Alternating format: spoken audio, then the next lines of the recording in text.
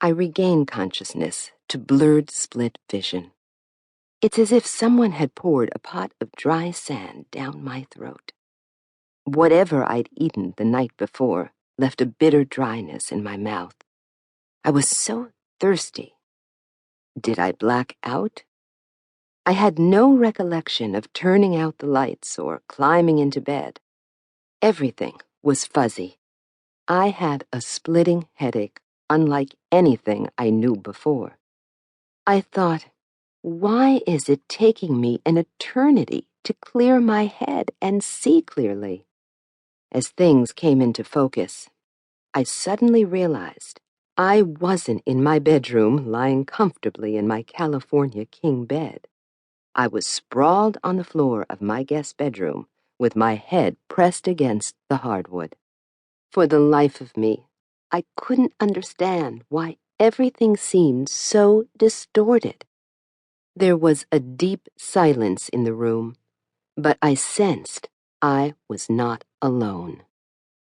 As I struggled to slowly turn my head from left to right, I saw the vast reflection of Rick's frame through my mirrored closet doors. I hoped my mind was still playing tricks on me. I was taken aback to see Rick posted against the door less than 6 feet away from me. I wanted to shout, "Rick, what are you doing here now?" His eyes told me, "You better not open your mouth." In the pit of my stomach, I knew something was terribly wrong. As I was trying to process Rick's eerie facial expression, my vague, faltering memory came racing back. Okay, the last thing I recalled was Rick choking me to death. Oh, God, Rick still had that murderous smirk on his face. But ironically, he also looked bewildered and nervous. In my mind, I knew this nightmare wasn't over. I shouted to myself, "Denair, get up, girl! Get away! Run!" Something was wrong. My entire body was immobilized. I wanted to run, yell, and scream, but I couldn't move an inch. Why am I pinned to the floor? While I was back to life, the reality was the rest of my body hadn't regained its functionality. There was no feeling in my legs, arms, or torso.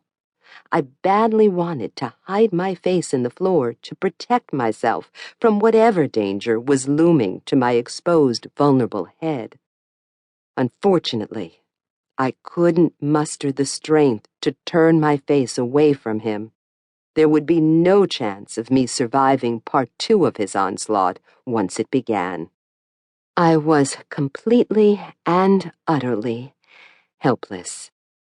Every inch of my core wanted me to escape and live.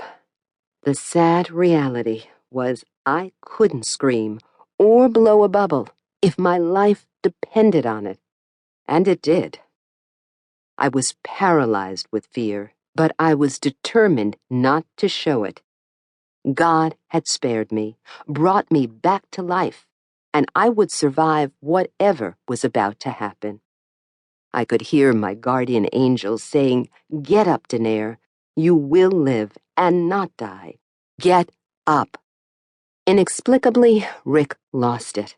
Instead of plummeting me to death, like I'd expected, he began pacing back and forth, violently slapping himself in the face.